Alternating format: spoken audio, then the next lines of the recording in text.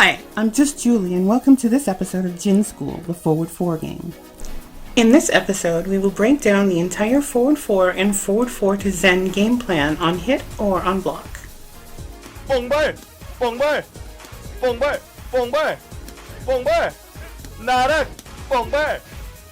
narrate, okay, 오른발 매니아. Forward 4, an amazing tool. It has really good range, it's a great poke, and most of all, it's such a big combo on counter hit. Using it properly requires the Jin player to accurately predetermine or predict the opponent's rhythm. If the player understands the timing, Jin is very likely to score counter hits. However, this isn't always the case. Not every rhythmic calculation can be perfect. If the move gets blocked, Jin has generally lost his turn at -8, and he's way too close to the opponent. In most cases, if his next action is not planned in advance, he can easily lose momentum. The Forward 4 to Zen transition leaves you at -2 on block, after which Jin has 3 frames to perfectly stance cancel, leaving him at a minimum of -6. The thing is just that it always depends on the Jin player's execution. Whenever Jin is in stance on a blocked Forward 4, everything that comes next should be based on hard reads that you're expecting, and that's heavily dependent on your opponent and how you want to counter them.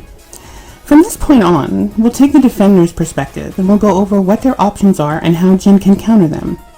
This game of knowing when Forward 4 will counter and what it loses to often leaves you with a good option to read.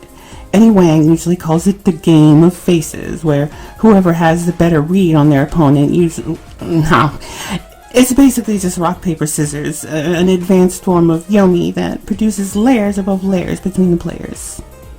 Option 1. The best option to check him would usually be a 13-frame mid to interrupt his fastest follow-up box, but Jin can always cancel and block the mid. When Jin recovers at exactly -6, he can parry even 10-frame moves, and depending on what the opponent throws into the parry, Jin can actually avoid it and punish. Be aware, however, that the parry is not exactly safe and can also be punished. Of course, the opponent will also have to have read you to do that. You can use a Forward 4 shimmy as a mix-up with Forward 4 to Zen.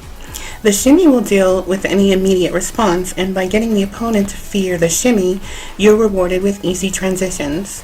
Once the fear is in place, the opponent will hesitate to check Jin with mids. If they delay their button press by even 2 frames, they run the risk of being clipped by the party launcher. Because the Forward 4 to Zen transition can often go under highs, it isn't really advisable to try using a lot of them in your defense.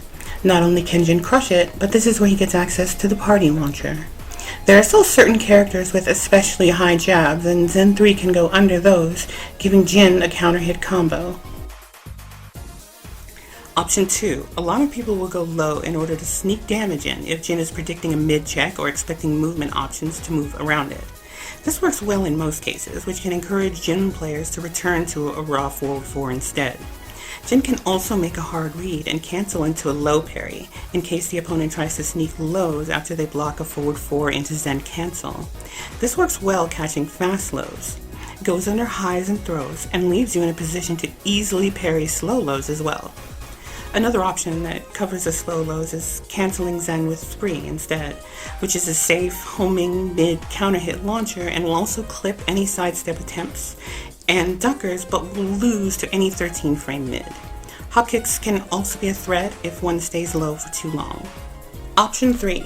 Sidewalking avoids most of the linear offense that Forward 4 into Zen produces, but it doesn't avoid Zen 3, and the opponent is taking a big risk when trying to sidewalk a raw Forward 4, as they could get clipped by a move that tracks differently, like Crouch Dash 1 or Electric Wind Hook Fist.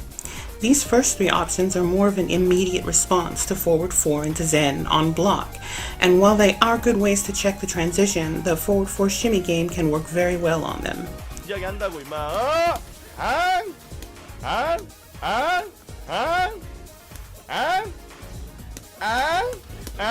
If the opponent is now conditioned to try preventing any of these 3 options and restraining himself to defense, the rhythm cycle changes.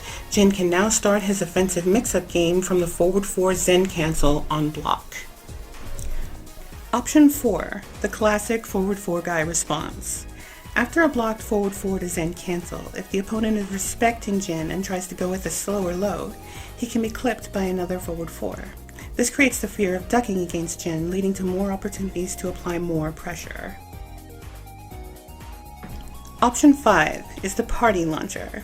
There's always a whoa reaction when this one comes out. Oh, he caught him! And that's a... I wonder what he tried to do there. Electric. Oh, he caught him! Wow. It's the oldest trick in the book.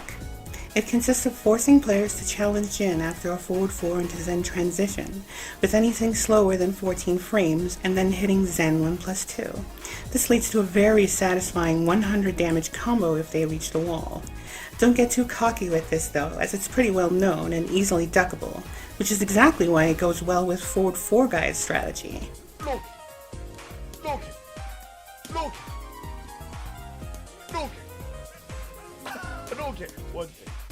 안돼.